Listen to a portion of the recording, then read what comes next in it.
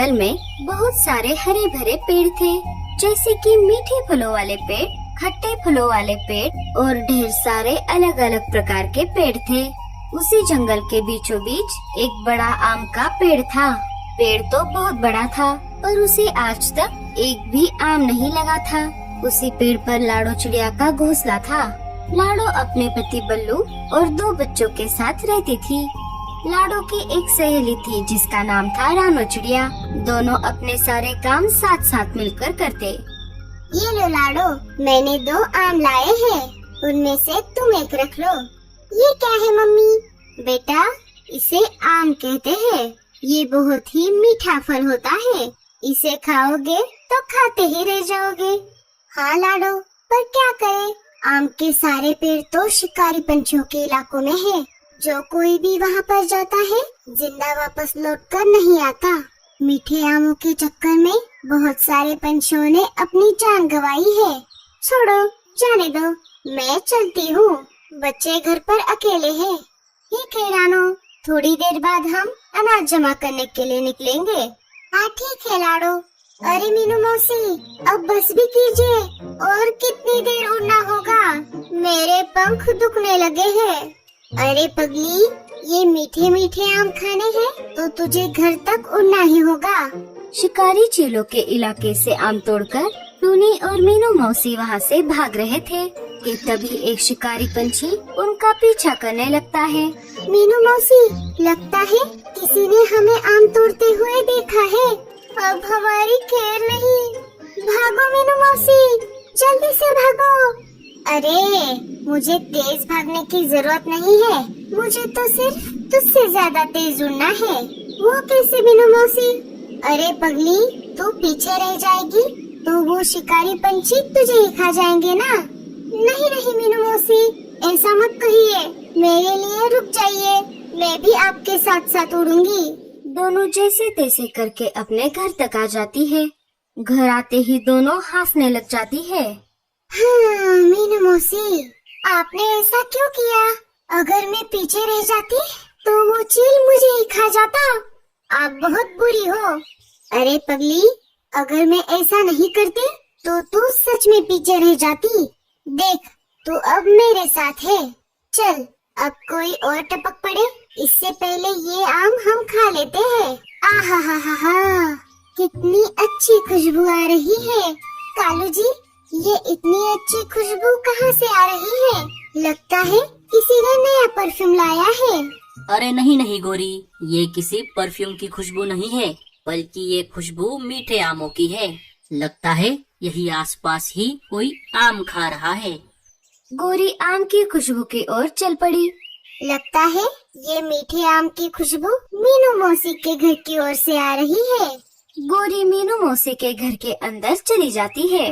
अरे, ये क्यों आ गई? अब इसमें से हिस्सा निकाल कर इसे देना पड़ेगा। टूनी, तू देख नहीं रही? हमारे घर मेहमान आई है, उनका स्वागत करो। हाँ मीनू मौसी, आपका हमारे घर में स्वागत है। मीनू मौसी, ये आप क्या खा रही हो? क्या ये मीठा है? अरे नहीं नहीं गोरी, ये तो बहुत खट्टा है। इसे खाकर तो मेरे दांत किटकिटा रहे हैं। कोई बात नहीं मीनू मौसी, इसमें से थोड़ा मुझे खाने को मिल जाए तो बहुत अच्छा होता। हाँ हाँ, क्यों नहीं, रुक जा, मैं एक काम करती हूँ। इसमें से आधा आम खा लेती हूँ, फिर आधा आम तू ले जाना। हाँ मीनू मौसी, ठीक है। मीनू मौसी ने देर न करते हुए अपना आम खाना शुरू कर दिया। उन्होंने थोड़े समय में ही पूरा आम चट कर दिया। ये लो गोरी, तुम्हारा आधा आम। गोरी ने उसे उठाया और अपने घर की तरफ चल पड़ी। पागल कहीं की, मेहनत करूँ मैं और आम खाए ये।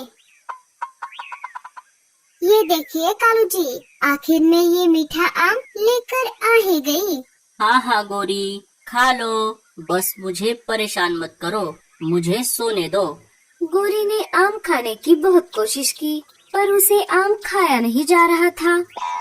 अरे, ये आम टूटता क्यों नहीं? कालू ने आम की ओर देखा और जोर जोर से हंसने लगा। अरे गोरी, ये कोई आम नहीं, ये तो आम की गुठली है। ये गुठली तुम कहाँ से उठा लाई? इसका मतलब मीनू मौसी ने मुझे फंसाया है। मीनू मौसी, आपने ये अच्छा नहीं किया। मैं आपको छोड़ूंगी नहीं। अब एक काम करो, इस गुठली को जमीन में गाड़ दो। जब इसका पेड़ बन जाएगा तब तुम्हें ढेर सारे आम खाने को मिलेंगे। हाँ हाँ, ठीक है, मैं ऐसा ही करती हूँ। इधर रानो और लाडो अनाज लेकर अपने घर वापस आ जाती है। लाडो, मैं बहुत दिनों से देख रही हूँ तुमने अपना घोंसला इसी पेड़ पर बनाया है। जब पेड़ सूख जाता है तब पंछी दूसरे पेड़ पर जाकर घोंसला बनाते हैं। पर ये पेड़ सूख जाने के बाद भी तुम यहाँ से नहीं गई। हाँ रानो, इस पेड़ को मेरे माँ पिताजी ने लगाया था। उन्होंने कहा था इस पेड़ की देखभाल करना। यह बड़ा हो जाएगा तो तुम्हें ये बहुत सारे फल देगा। जब इसे फल आने वाले थे तब न जाने क्यों ये सूख गया। मम्मा, बहुत देर हो गई, लेकिन पापा अभी तक घर नहीं लौट आए। बच्चों, पर पापा कहाँ पर गए हैं? सोनू पापा के पास मीठे आम खाने की जिद कर रहा था। पापा ने सोनू को बहुत समझाया, लेकिन सोनू के जिद के आगे पापा की एक न चली। इसीलिए पापा सोनू के लिए आम लाने के लिए चले गए हैं। अरे नहीं, कहीं तुम दोनों के पापा मीठे आमों के पेड़ों के इलाकों में तो नहीं गए? वहाँ तो शिकारी चील रहते हैं। तुम चिंता मत करो लाडो, भाई साहब को कुछ नहीं होगा। वो दोनों बातें कर ही रही थी, तभी घोंसले के बाहर किसी के गिरने की आवाज आई। अरे, ये कैसी आवाज है? सब बाहर आ जाते हैं। अजी, ये आपको क्या हुआ? ये सब कैसे हुआ? अजी, आपको क्या हुआ? उठिए ना।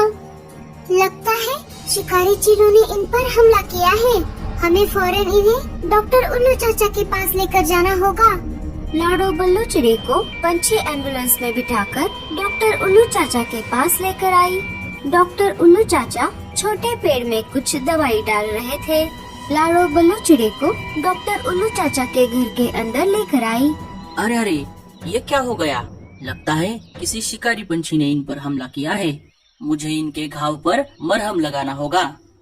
डॉक्टर उल्लू चाचा ने जड़ी बूटी वाला मरहम बल्लू चिड़े के जख्मों पर लगा दिया। उन्होंने मरहम टेबल पर रख दिया। मरहम नीचे छोटे पेड़ वाले मिट्टी में जाकर गिर गया।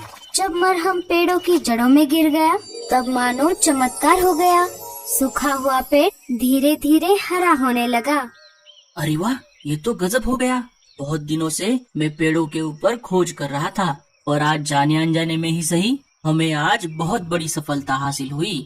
बल्लू बेहोशी से जाग गया। आपका बहुत बहुत शुक्रिया चाचा जी, आपने मेरे पति की जान बचाई। मैं जिंदगी भर आपकी कर्जदार रहूंगी। अरे लाडो, शुक्रिया तो मैं तुम्हारा करना चाहूँगा। बहुत दिनों से मैं सूखे पेड़ों को दोबारा हरा बनाने की औषधि बना रहा था, पर उसमें मुझे सफलता नहीं मिल रही थी। पर आज गलती से मुझे वो औषधि मिल गई। उसमें एक जड़ी बूटी की कमी थी। उल्लू चाचा, क्या हम इस औषधि से किसी भी पेड़ को हरा भरा कर सकते हैं? हाँ हाँ, क्यों नहीं। बस तुम्हें जिस पेड़ को हरा बनाना है उसे रोज पानी डालकर उसमें यह मैंने बनाई हुई औषधि डाल देनी है। कुछ ही दिनों में वह पेड़ हरा हो जाएगा और उसे ढेर सारे फल भी आएंगे। लाडो, क्या तुम भी वही सोच रही हो जो मैं सोच रही हूँ? हाँ रानो, उल्लू चाचा, क्या आप हमें ये औषधि बनाकर दे सकते हो? हाँ हाँ, जरूर, क्यों नहीं। बल्लू को देखभाल के लिए यहीं पर रहना होगा। ठीक है चाचा, मैं उनका अनाज और लगने वाली चीजें ला कर दूंगी। कुछ ही देर में डॉक्टर उल्लू चाचा ने औषधि बना ली। रानो और लाडो पेड़ के पास आ जाते हैं। चलो लाडो, हम पानी लाकर पेड़ को डालते हैं। इधर गोरी और कालू मीठे आमों के चक्कर में शिकारी चीलों के इलाके में आ जाते हैं। कालू जी, जल्दी जल्दी आम खा लीजिए। क्या पता बाद में आम खाने को मिलेंगे या नहीं।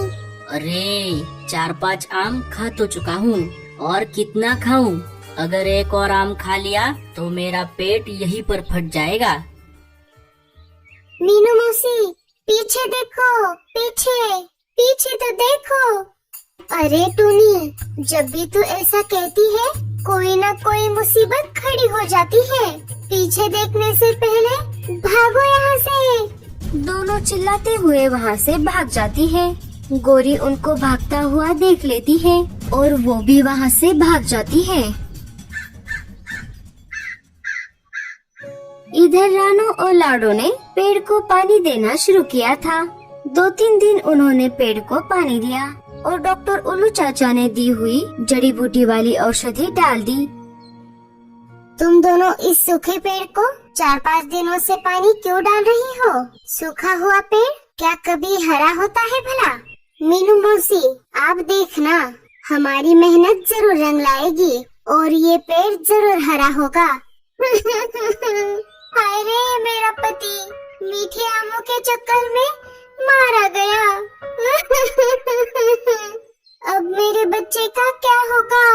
चुप कर गोरी, अपने पति को तूने ही वहाँ पर छोड़ा था, वो भी अकेले। इसमें तेरी ही गलती है। अरे क्या हुआ टूनी, ऐसे आंखें फाड़ फाड़ कर क्या देख रही है? मीनू मौसी, देखो ना, इस पेड़ को तो पत्ते आ रहे हैं। सारे देखते हैं तो क्या, पेड़ सच में हरा भरा हो रहा था और उसको बड़े बड़े आम भी आ रहे थे। लाडो और रानो, आप दोनों का बहुत बहुत शुक्रिया। तुम्हारी वजह से मैं फिर से जिंदा हो गया। अगर तुम दोनों नहीं होती तो मैं ऐसे ही सूख जाता। पेड़ को बोलता देख सब हैरान हो जाते हैं। अरे ये तो आम का पेड़ है, इसका मतलब हमें आम चुराने